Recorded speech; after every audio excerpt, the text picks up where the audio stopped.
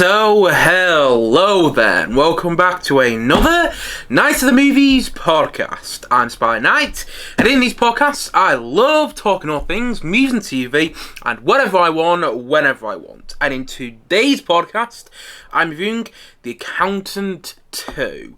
So, let's get into it, shall we? The Accountant 2 is, of course, a sequel to, you guessed it, The Accountant, which released in 2016. And The Accountant, the first film, was directed by Gavin O'Connor, and Gavin O'Connor returns in the directing chair for this sequel. And the first film starred Ben Affleck and Jon Bernthal, and they also return in their roles.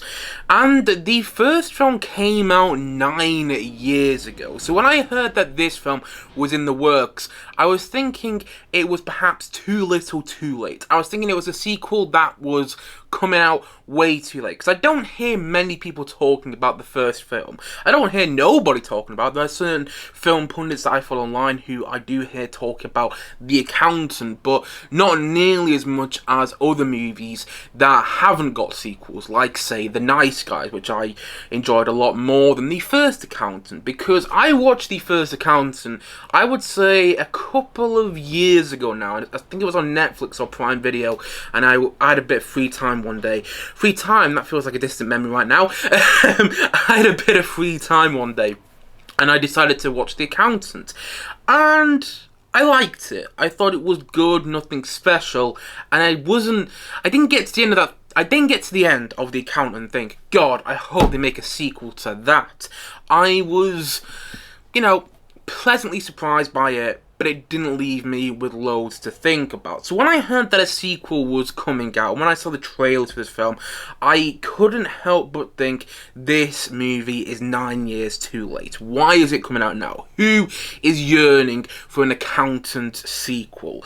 And another reason I wasn't particularly excited for this film is because the trailers didn't work for me. I kept seeing, and when I say I kept seeing, I mean I kept seeing the trailers for the film every single time I went to cinema recently. And I go to cinema at least, or try to go to cinema at least once a week, and the trailers just didn't click with me. They didn't look like it was going to be the same tone as the first film. Granted, that's not necessarily a terrible thing, because I didn't love the first film, so maybe a change in tone would have been better, but nothing about the trailers excited me. Nothing about the idea of an Accountant sequel really got my blood pumping, But even though I wasn't really excited about seeing this film, I still went into it with an open mind, because it's been getting a lot of good reviews. I need to stop reading reviews of films before I see them, but I didn't read that many reviews of The Accountant before I saw it, and I just know that it's been getting a lot of positive buzz since it premiered a couple of months ago at one of the film festivals. I forgot which one it was now, but it's been getting a lot of buzz, and Ben Affleck and Jon Bernthal are great actors, so at least I thought I was going to watch two pretty damn good performances from them two with this film. So I went into it with an open mind. Yeah, I wasn't expecting much. And the Google plot synopsis for this film goes as follows. Forensic accountant Christian Wolf, played by Ben Affleck, Ben Affleck returning to play the role in this film, teams up with his estranged but highly lethal brother, once again played by Jon Bernthal in this film, to track down mysterious assassins. And that's pretty much all you need to know about this film before seeing it. And honestly, I enjoyed this film. I am surprised to say that.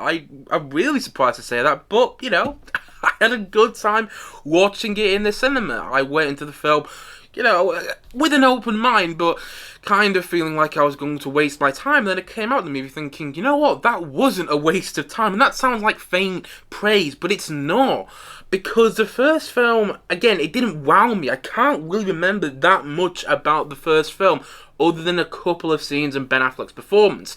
Whilst this movie, it left me with more of an impact. Not loads more of an impact, but it did leave me with more of an impact than the first film.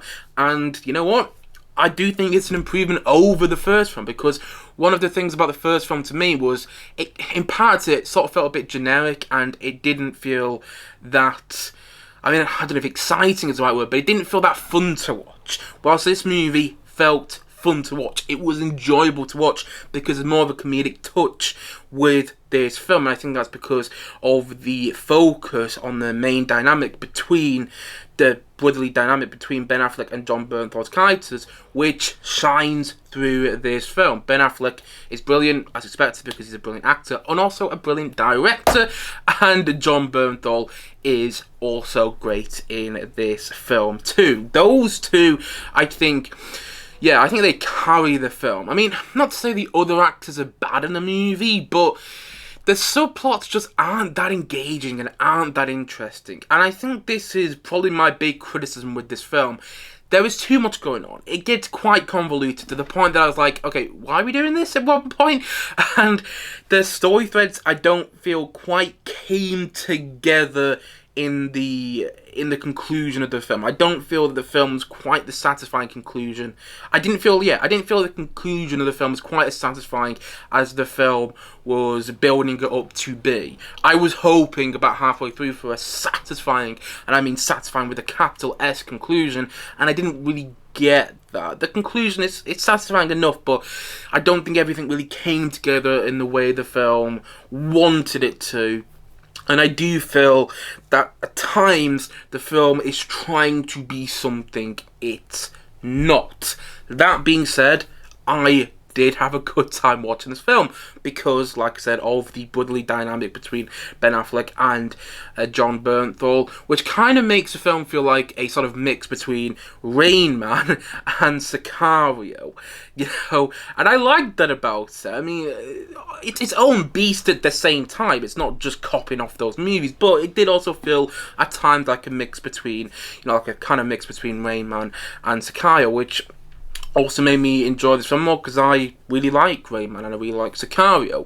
Plus, I thought that the action sequences had their own flavour to them and felt authentic. A lot of times you watch action sequences in movies, particularly in modern day movies, and the action doesn't feel believable. You don't actually feel like you're watching people shoot each other or punch people in the head. But in this movie, I felt that the action was believable and had its own sort of flavour to the action. I like when you see action sequences which have their own flavour to them, you know what I mean? Have their own style to them. And I felt that the action sequences in this movie were really well done. Plus, I did think the comedic touch I thought it was needed. If this film didn't have the comedic touch that it had, I mean, there's a lime dancing. Is it lime dancing? Yeah, it's lime dancing. There's a lime dancing sequence at one point, which is quite funny to watch. And there's a sequence when Ben Affleck's character, who's not normal, goes on speed dating, which is also very funny to watch. I will say, and this is probably my other criticism, I wish the whole Ben Affleck storyline with him trying to find a love interest actually came to anything, because they keep going back to that in the film. At least it felt like they keep going back to it, and it didn't really feel like anything came from it. So that's probably one of my other criticisms, but I did quite enjoy the speed dating scene early on in the film. So there are some really funny sequences in the movie that I think helped make the film more enjoyable, and I think that was needed because I did feel like comedy was missing from the first film, and it's present here. You can really feel the comedy. Not all the comedy works, but it does work. I was laughing quite a bit. Yeah, I had a good time with this film. I thought it was a solid movie, and you don't have to watch The First Accountant to understand this film. I don't understand why it's called The Accountant 2. I think they should have called it The Accountant and give it some sort of subheading. I don't know, The Accountant, The Search for whatever. I just don't think it should have been called The Accountant 2, because if you haven't seen the first film, I think that might put you off watching this movie, even though you don't have to watch the first film to understand this film. I don't really remember much about the first film, and I had a good time watching this film. It's nothing special. It's not a film I'm going to be talking about in years to come, but you know what? It was a good time at the cinema, and it was a solid film that was well produced, well directed, and worth a watch. And so, all in all, I'm going to say that The Accountant 2, I'm going to give it a 7.5 out of 10. I give films a 7.5 out of 10 if I think they were a solid movie. And guess what? As I just said, I thought this was a solid film that was carried by Ben Affleck and Jon Bernthal's performances. Nothing special, like I said already, but worth a watch. And that's pretty much all I have to say about The Accountant 2 as a whole. And so, all in all, as I've already said, and as I'm going to say once more in this podcast today, The Accountant 2 is a 7.5 out of 10 from me.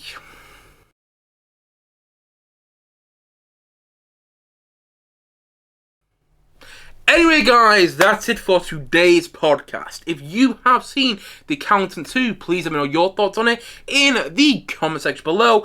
And as always, thank you for watching or listening to this podcast. And if you haven't yet, please do click down below and like and subscribe on this video. And look forward to many more videos and many more podcasts coming very, very soon on this channel. I have a special review coming out this Sunday, so look forward to that. But until then, guys, as what he said, thank you so much for watching or listening to this podcast. And I will see you guys again soon. But bye for now. Bye.